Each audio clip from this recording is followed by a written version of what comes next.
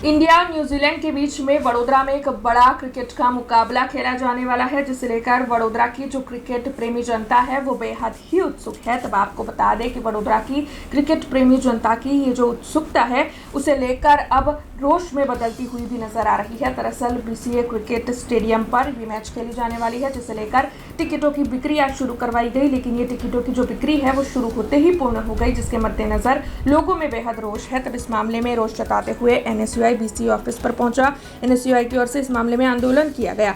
वडोदरा की प्रजा के साथ अन्याय हो रहा है। बीसीए जो है वो टिकट बिक्री के नाम पर लोगों को मूर्ख बना रहा है, ऐसे आरोप लगाते हुए हाथ में पोस्टर लिए हुए काफी सूत्रोच्चार करते हुए एनएसयूआई जो है वो पुलिस और सिक्योरिटी के साथ भिड़ गया था।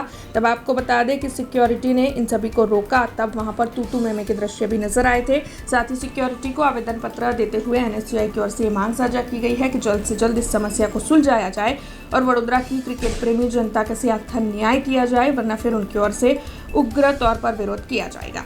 એનએસયુઆઈ દ્વારા કોટંબી સ્ટેડિયમ ખાતે યોજાનારી મેન્સ ક્રિકેટ ટુર્નામેન્ટ, જે મેન્સ ક્રિકેટ ટુર્નામેન્ટ એ પ્રથમ વખત વડોદરામાં યોજાવાનારી છે, એના માટે વડોદરા ક્રિકેટ એસોસિએશને અડધી કલાક માટે ટિકિટો ઓનલાઈન કરી હતી, જે સોલ્ડ આઉટ થતા કેટલાક લોકો વડોદરામાં રહી ગયા હતા. તો તે લોકોની ભાવનાને આગ્રહ રાખી અમે અહીંયા આવેદનપત્ર આપવા આવ્યા છીએ કે ઓફલાઈન ફરીથી ટિકિટ ઓપન થાય અને વડોદરાના ક્રિકેટ ચાહકોને લાભ મળે। हमसे जुड़े रहने के लिए हमारे YouTube चैनल को सब्सक्राइब करें और नई वीडियो की नोटिफिकेशन के लिए बेल आइकॉन को दबाएं।